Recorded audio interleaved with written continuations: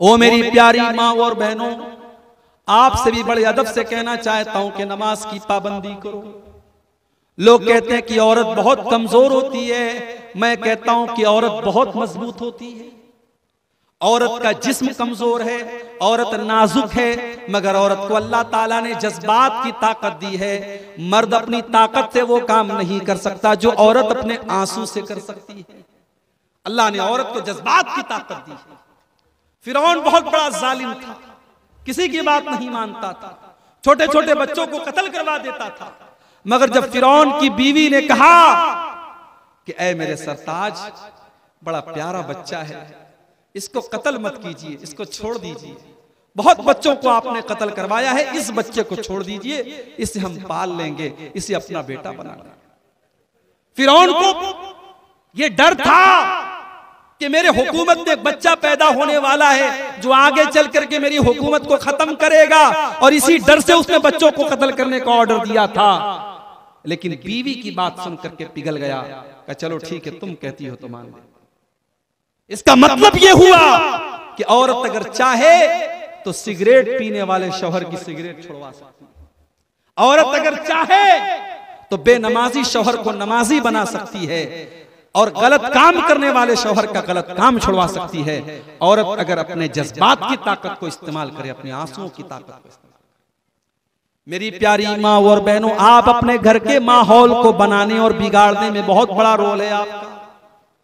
अगर माँ नमाजी नहीं होगी तो बेटियां कहां से नमाज पढ़ेंगी?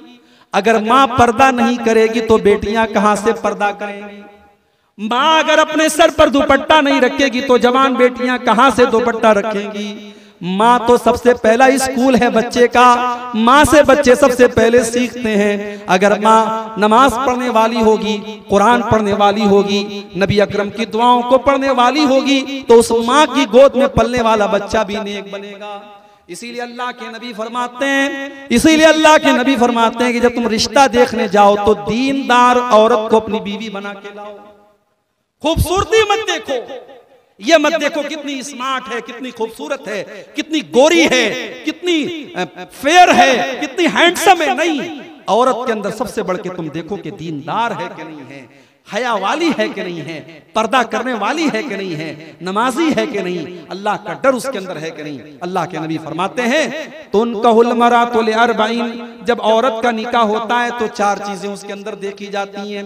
ले मालिहा वले हसबिहा वले जमालिहा वले दीनिहा, माल देखा जाता है, खूबसूरती देखी जाती है, खानदान देखा जाता है, और दीनदारी देखी जाती है। आपने फरमाया फज पर बिज़ातिद्दीन, तुम दीनदार औरत को तरजीह दो, तुम कामयाब हो जाओ। दीनदार औरत को आप बीवी बना के लाइए, घर का माहौल बनेगा। मेरे प्यारे साथी, आज हालात बहुत बुरे तरीके से जा रहे हैं। हमारी नौजवान जो नस्ल है, इस नस्ल के अंदर आपको इस्लाम बहुत ही मामूली शक्ल में मिल रहा है। हमारी जो यंग जनरेशन है ये इस्लाम से बहुत दूर है, और अल्लाह के नबी ने उसी की तरफ इशारा करके फरमाया कि कयामत के पहले इस्लाम मिट जाएगा।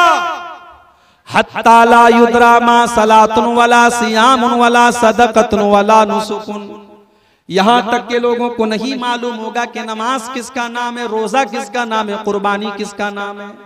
लोग भूल जाएंगे।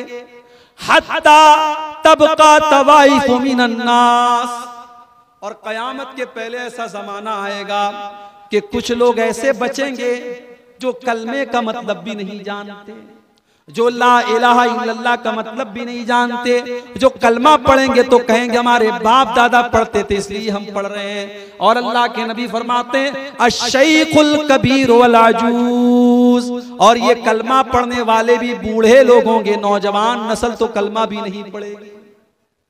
नौजवान नस्ल तो इस कदर दीन से दूर होगी कि वो कलमा भी नहीं पढ़ेगी। बूढ़े लोग, बूढ़े मर्द और बूढ़ी औरतें बचेंगी जो कलमा पढ़ेंगी। जब हजरत हुज़ैफा ने यह हदीस सुना दी तो उनके एक शागिर्द ने, जिनका नाम सिला था, हजरत सिला ने कहा कि ऐ हुज़ैफा, जब लोगों को नमाज का मतलब नहीं पता होगा, रोजा का मतलब नहीं पता, कुर्बानी का मतलब नहीं पता, सदका का मतलब नहीं पता, ऐ हुज़ैफा जब लोगों को कुछ भी नहीं पता तो ला इलाहा इल्लल्लाह पढ़ने का क्या फायदा उनको होगा। हजरत हुज़ैफा ने कोई जवाब नहीं दिया। इन्होंने फिर सवाल किया कि ऐ हुज़ैफा जब कुछ भी नहीं पता तो कलमा पढ़ने का क्या फायदा होगा। हजरत हुज़ैफा ने मुंह फेर लिया। 3 बार इन्होंने सवाल किया, 3 बार हजरत हुज़ैफा ने मुंह फेर लिया। चौथी मर्तबा हजरत हुज़ैफा ने फरमाया तुनजीहिम मिनन नार, ऐ सिला, ऐ मेरे स्टूडेंट, ऐ मेरे शागिर्द, यही कलमा उनको जहन्नम की आग से बचाएगा। अभी मेरे पास एक नौजवान आया।